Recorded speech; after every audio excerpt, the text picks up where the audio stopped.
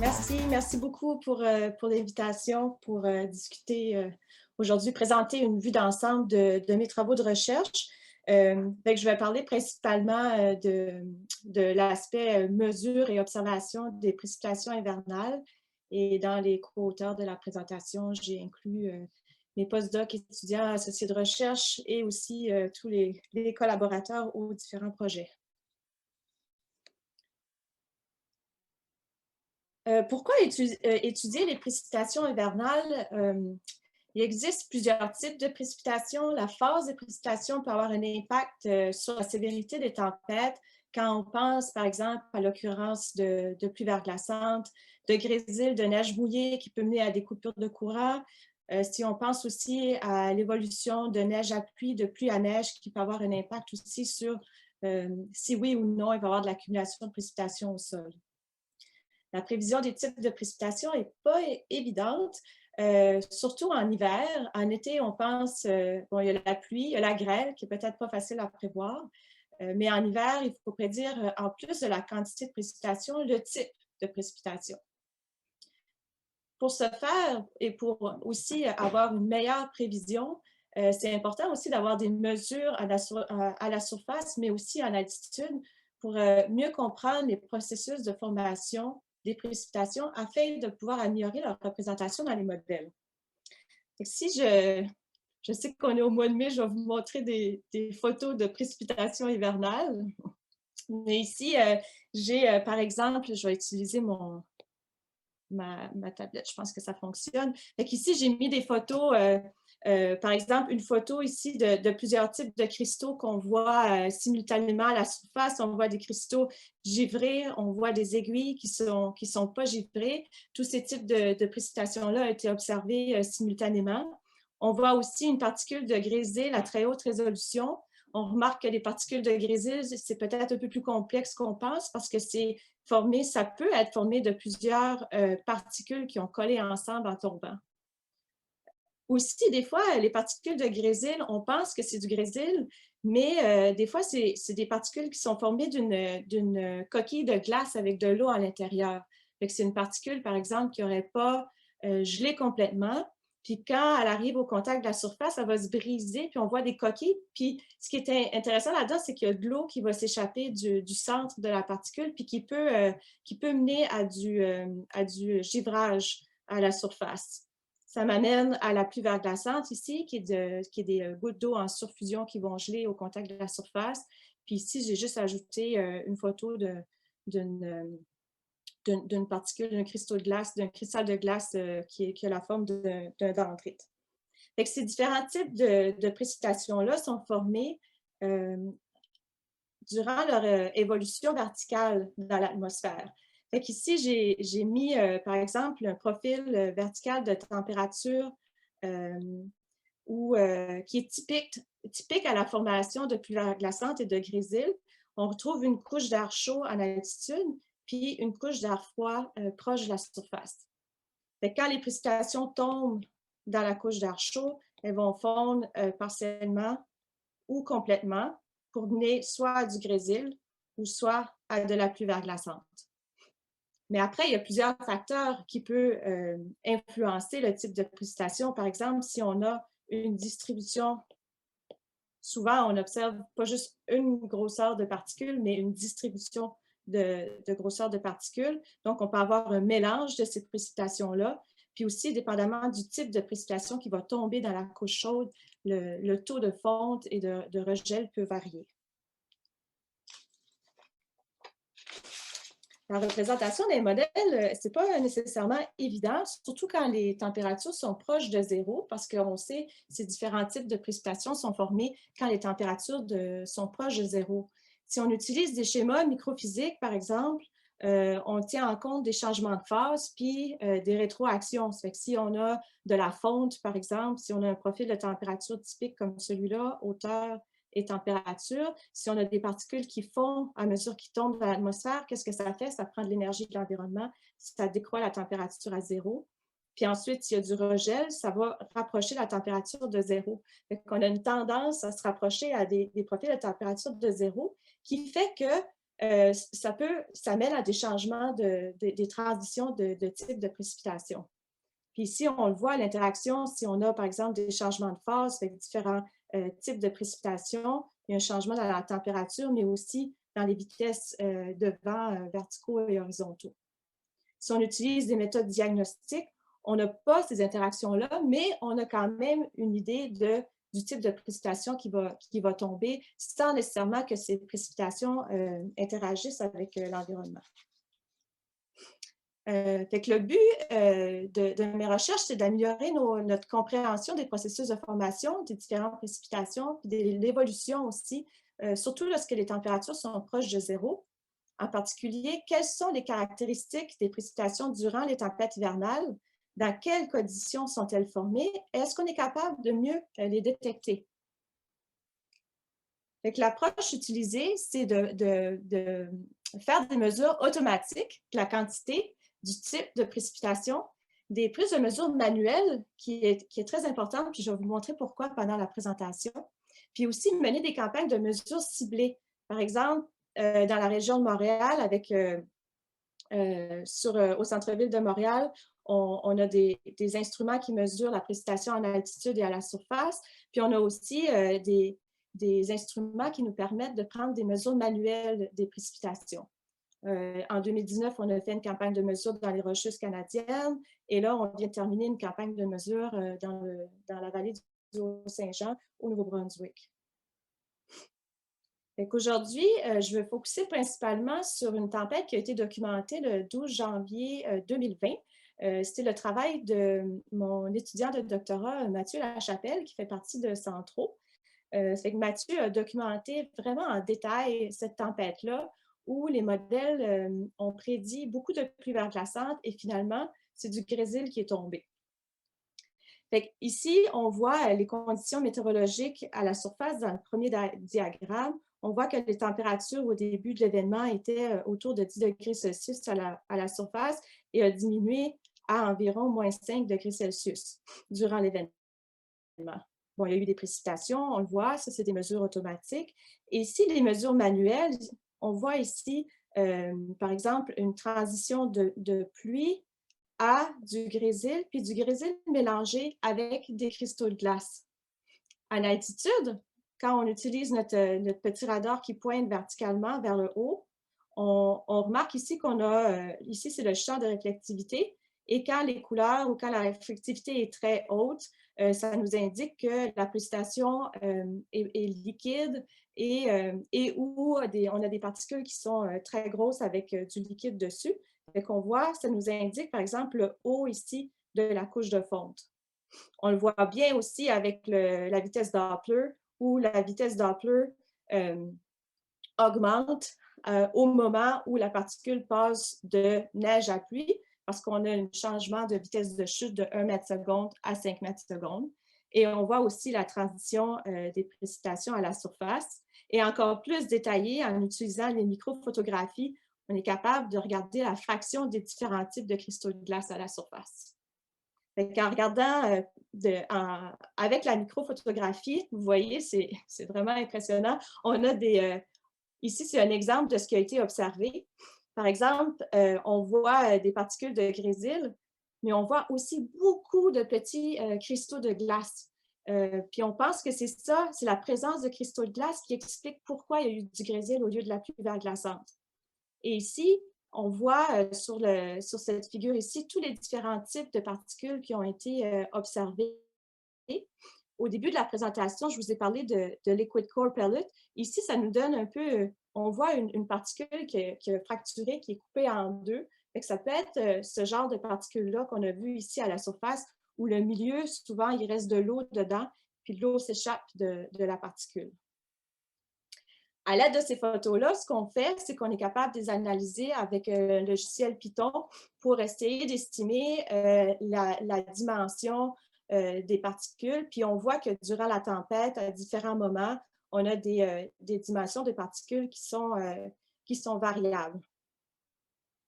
Puis on remarque aussi que la dimension ici qu'on est capable de détecter avec les photos sont beaucoup plus petites que ce qui peut être détecté à l'aide d'un dihydromètre. Parce qu'ici, c'est les observations prises avec des photos. Et ici, c'est une distribution de taille qui est prise avec un dystromètre optique qui mesure la dimension et la vitesse de chute des particules et aussi qui est comparée avec les photos. C'est qu'on voit que les photos et le dystromètre s'entendent, mais il nous manque aussi de l'information sur des particules plus petites. Ici, ce qui est important, la documentation de ces cristaux de glace change un peu tout dans l'analyse de cette tempête-là, parce qu'on pense que c'est ces particules de glace-là qui sont responsables du processus de gel des particules en surfusion en altitude pour amener à du grésil à la surface. Ça fait qu'en résumé, la valeur ajoutée des mesures d'observation manuelles nous permet de voir des détails qui sont non détectés. Avec ces détails-là, ça nous permet de mieux comprendre qu'est-ce qui s'est passé. En plus, pendant cet hiver-là, 2019-2020, plusieurs événements ont été documentés et plusieurs différents mécanismes de formation de grésil ont été, on pense en tout cas, qui se sont produits. Par exemple, la fonte partielle des particules qui mène à du regel quand les particules tombent dans la couche de regel avant d'arriver à la surface. Puis aussi, la détection des particules à partir d'observations manuelles, on est capable de voir des choses en temps réel qu'on ne pourrait pas nécessairement détecter avec des instruments. Puis je pense que ça, c'est particulièrement important quand on essaye de vraiment bien détecter la phase et le type de précipitation quand les températures sont autour de 0 degrés Celsius. Ici, je voulais passer une bonne partie du temps pour vous présenter ça parce que c'est un projet de recherche qui est fait à Montréal et aussi c'est un événement qui est hors du commun parce que à cause de ce qui s'est passé puis du fait que les modèles ne s'entendaient pas nécessairement sur la prévision du type de précipitation. Et aussi que ça impacte la sévérité parce qu'à place de dégeler des trottoirs, on est obligé de pelleter du grésil. C'est deux choses qui sont complètement différentes. Pour le reste de la présentation, ce que je voulais faire, c'est de vous donner aussi une vue d'ensemble de quelques autres projets que j'ai en cours sur la phase de la précipitation. Si j'ai encore le temps, je pense que oui. Le premier projet que je voulais vous présenter, c'est le projet qui s'appelle Storms and Precipitation Across the Continental Divide Experiment. C'est une campagne de mesure qu'on a menée en mai-juin 2019 dans les Rocheuses canadiennes. Le but, c'était d'étudier les conditions atmosphériques qui peuvent mener à des précipitations à travers la ligne continentale de partage des eaux. Ce qu'on voulait faire, c'est de comparer simultanément des deux côtés de la Continental Divide, sur le côté ouest et sur le côté est. On était en Colombie-Britannique puis en Alberta. Et on comparait simultanément les moments où il y a de la précipitation ou pas d'un côté ou de l'autre. On a utilisé des instruments tels que, je pense qu'on en voit ici, un micro-rain radar pour regarder la précipitation en altitude. On a aussi un lidar ici qui nous donne l'écoulement de l'air avant les événements de précipitation. On a aussi, on voit ici un dystromètre optique qui nous donne les caractéristiques des précipitations. On avait deux sites au sommet de la montagne Fortress et dans la vallée, du côté est. Et du côté ouest, on était au Nipika Mountain Resort, qui est vraiment une très belle place. Je pense que c'est une belle place pour aller passer des vacances. On avait installé des instruments ici là, dans une clairière, les mêmes instruments qui sont utilisés des deux côtés de la ligne de partage des eaux. Puis on avait une équipe d'étudiants qui ont passé 2 mois dans les Rocheuses pour documenter les précipitations durant les événements. Ici, par exemple, ce qu'on a trouvé, c'est j'ai deux graphiques ici. On a le côté ouest et on a le côté est. Durant les 2 mois, on a documenté 13 événements. On voit que les conditions sont très différentes. Ici, je vais vous expliquer le graphique. On a la précipitation et on a la température de l'autre côté. Fait que les précipitations, c'est les barres qu'on voit ici, puis la température, c'est les lignes. Fait qu'on remarque du côté ouest, les températures sont beaucoup plus élevées et c'était beaucoup plus sec que le côté est.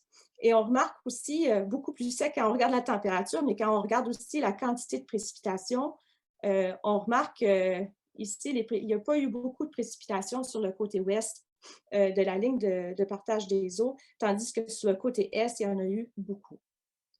On remarque aussi les différentes phases de la précipitation durant le temps ici.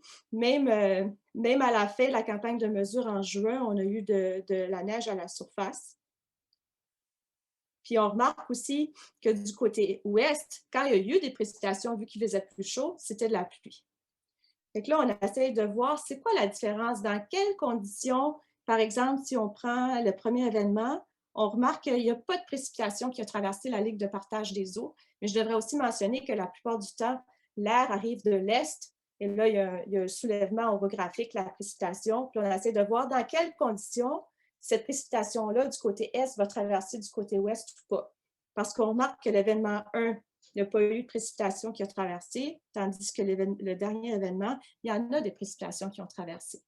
Donc, ce qu'on est en train de faire, c'est de regarder l'évolution du flux, la différence dans les flux de vapeur d'eau, de nuages et de précipitations. On voit, par exemple, beaucoup moins de vapeur d'eau disponible durant l'événement 1 que durant l'événement 13. Ça, c'est à un temps donné. Mais on remarque aussi, bon, d'après nos calculs ici, quand on utilise l'air, une région donnée, on remarque qu'un petit peu d'eau condensée a traversé la dévague, tandis qu'il y avait un petit peu aussi de vapeur d'eau. Mais là, on est en train de regarder avec les instruments si la hauteur de la couche précipitante et le type de précipitation pourrait jouer un rôle dans la quantité d'eau et de vapeur d'eau qui traverse la ligne de partage des eaux. Pendant qu'on est en train de terminer cette étude-là, on a installé des instruments de l'autre côté du pays pour étudier la phase de la précipitation dans le bassin du haut de la rivière Saint-Jean au Nouveau-Brunswick. Ce qui nous intéresse, c'est la phase de la précipitation et l'impact de la phase de la précipitation sur l'évolution du manteau neigeux. On a installé des instruments du mois de décembre à avril 2021. On a eu une période d'observation intensive en avril 2021. Ici, c'est la carte. Sur cette carte, on voit la région qui nous intéressait. C'est surtout cette région ici. Vous voyez, on a un bel acronyme. C'est que vu que c'est une région qui est francophone, on a un nom en anglais et on a trouvé un acronyme en français, SAGES. Et pendant l'expérience, c'est pour ça que je voulais vous en parler, on a utilisé des mesures automatiques, des mesures manuelles, mais aussi on a impliqué la communauté dans la prise de mesures parce qu'on voulait avoir une distribution spatiale de la quantité de précipitation. Fait qu'on a recruté des observateurs, des bénévoles. On avait 22 stations COCORAS à travers le nord-ouest du Nouveau-Brunswick qui ont pris des mesures quotidiennes et hebdomadaires. Et en même temps, comme j'ai dit, on avait des sites d'observation. On avait un qu'on a installé pendant le mois de mars puis avril. Puis il y en avait un aussi qu'on a installé à partir du mois de décembre 2020, où on a ici, on ne le voit pas nécessairement très bien, là, mais on a MAR pour mesurer la précipitation en altitude, les types de précipitation à la surface. On avait des radiosondages. Vous pouvez voir ici, je voulais vous montrer comme exemple comment la température est proche de zéro. Puis ici, pour vous donner un exemple de la variabilité dans la phase de la précipitation, c'est juste pendant une semaine ici à la fin mars où on remarque un mélange de pluie, de neige sèche mouillée, de neige givrée. Puis on remarque ici, par exemple, à 0 UTC, c'est le radiosondage que je montre. Fait qu'ici, on avait une température qui est vraiment proche de 0 puis un mélange de précipitation solide. Fait qu'on est en train présentement d'analyser les données, de faire un backup des données en premier parce que l'équipe a été chercher les instruments la semaine passée et là, on a commencé l'analyse de données de l'expérience.